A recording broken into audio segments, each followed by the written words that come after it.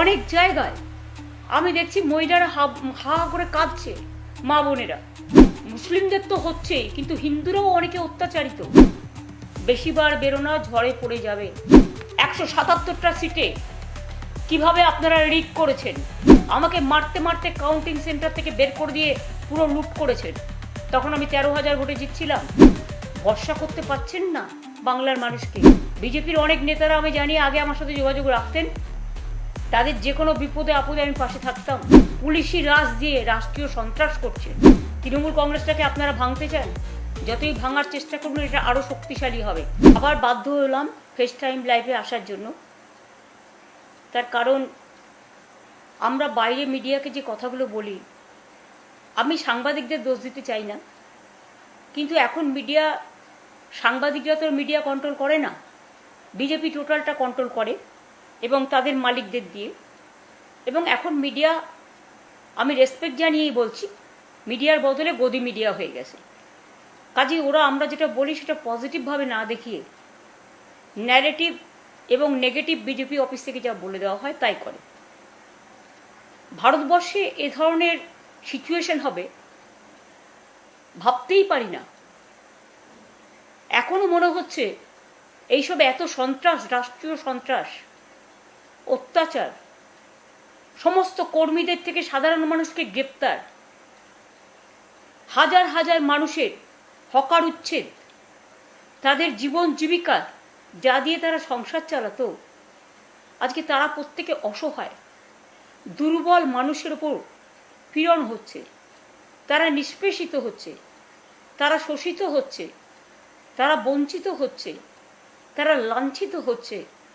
এই বুলডোজার রাজ বিশেষ করে একতরফাভাবে মানুষকে হিয়ারিংয়ের সুযোগ না দিয়ে, মানুষকে তার রিহ্যাবিলিটেশনের ব্যবস্থা না করে, পুনর্বাসনের ব্যবস্থা না করে, আজকে যেভাবে হঠাৎ করে রাতারাতি হাজার হাজার মানুষের দোকান ভেঙে দেওয়া হলো, তপসিয়াতে বাড়ির পর বাড়ি ভেঙে দেওয়া হলো।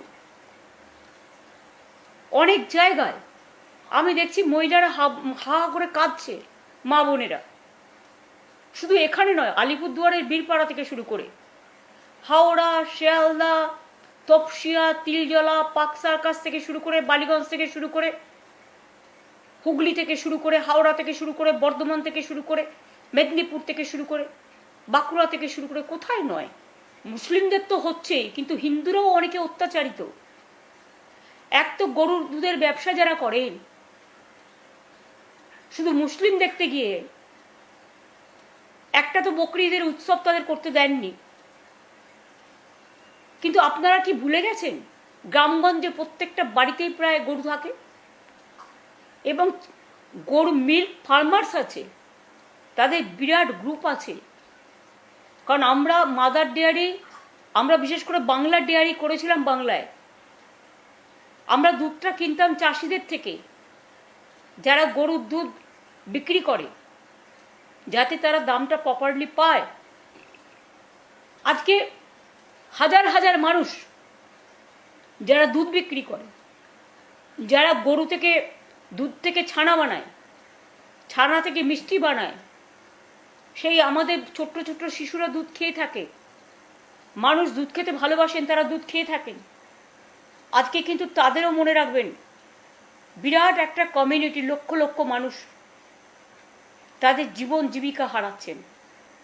আমাদের 2,500 পার্টি অফিস আপনারা ভেঙে চুরমার করে দিয়েছেন। অনেক মন্দিরেও তালা দিয়ে দিয়েছেন, ঈদগাহ দখল করেছেন, মিশনারিদের ফান্ডও বন্ধ করে দিয়েছেন।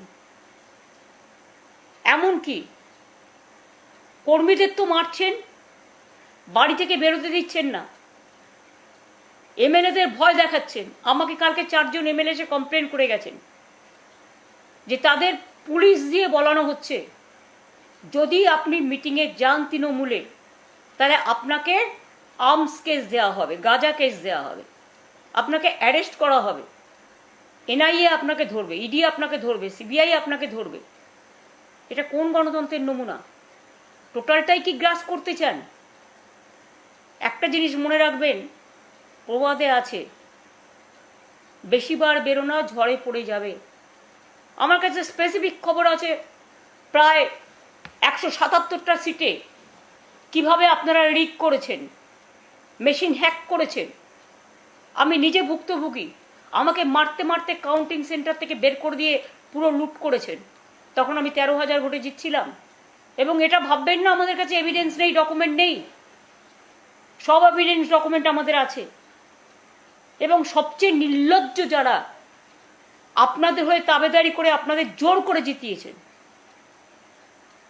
ফলতো হয়তো স্ক্রুটিনি হয়ে গেছিল, প্রথম স্ক্রুটিনিতে ক্লিয়ার ছিল, তাহলে সেকেন্ড স্ক্রুটিনি করে যিনি এখন প্রধান অ্যাডভাইজার হয়েছেন রাজা বাবুদের, কাকে দিয়েছে রাজার পাট? তারা হল্লা বাবুদের মতো গিয়ে নিজে বসে সিট পাইয়ে দেওয়ার জন্য এত লুট করেও হয়নি, স্ক্রুটিনি করছেন, আবার করে বললেন ফলতায় ইলেকশন হবে। গিয়ে ইলেকশনটা করবে কি করে? 500 এজেন্টকে গ্রেপ্তার করলেন। আজকে আপনারাও এত লুট করে এত জেতার পরেও, মানে যেটা সকল জেতা, আমি তো মানি না এই জেতা, সকল জেতা করেও আপনারা স্বস্তি পাচ্ছেন না। তাহলে কি আপনারা ভয় পাচ্ছেন? ভরসা করতে পাচ্ছেন না বাংলার মানুষকে? তৃণমূল কংগ্রেস একটা রাজনৈতিক দল, স্বীকৃত রাজনৈতিক দল।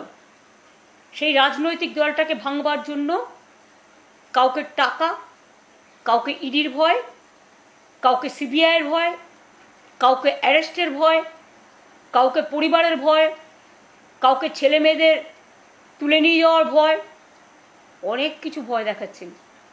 বিজেপির অনেক নেতারা আমি জানি আগে আমার সাথে যোগাযোগ রাখতেন, তাদের যে কোনো বিপদে আপদে আমি পাশে থাকতাম। তার জন্য আমার কোনো কৃতিত্ব নেই, এটা আমার দায়িত্ব এবং কর্তব্য বলে আমি মনে করেছি, সব পার্টিরই। কিন্তু আজকে আপনারা কি করছেন? বড় বড় ভাষণ দিয়ে মিথ্যা ভাষণ দিচ্ছেন। অভিষেককে যেভাবে আপনারা অ্যাটাক করলেন, নিজেরাই ইচ্ছে মতো যারা বাঁচাতে গেল তাদের নামে তাদের অ্যারেস্ট করলেন।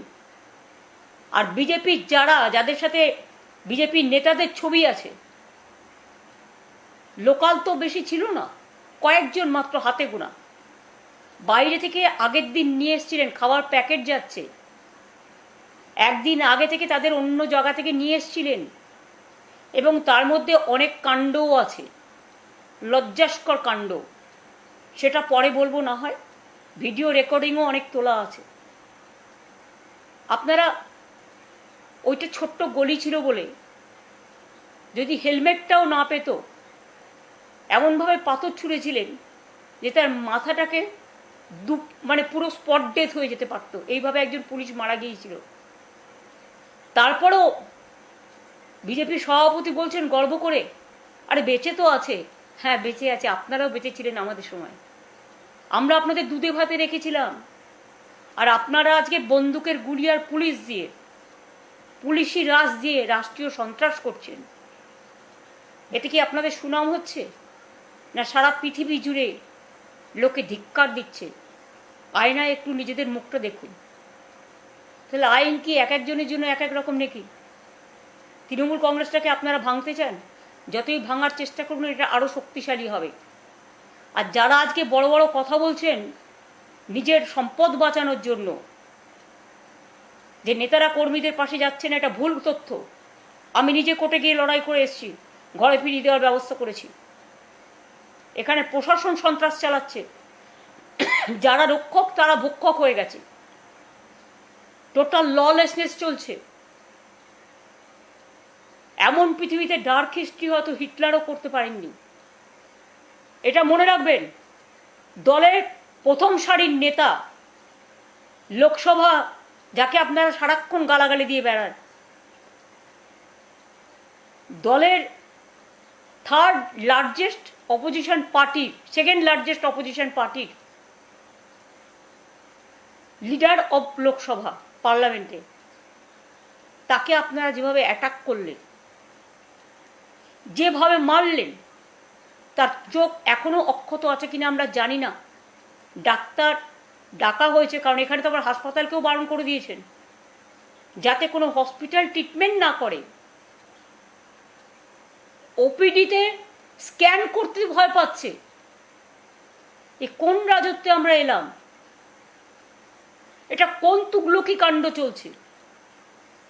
এটা কোন লঙ্কা কাণ্ড চলছে?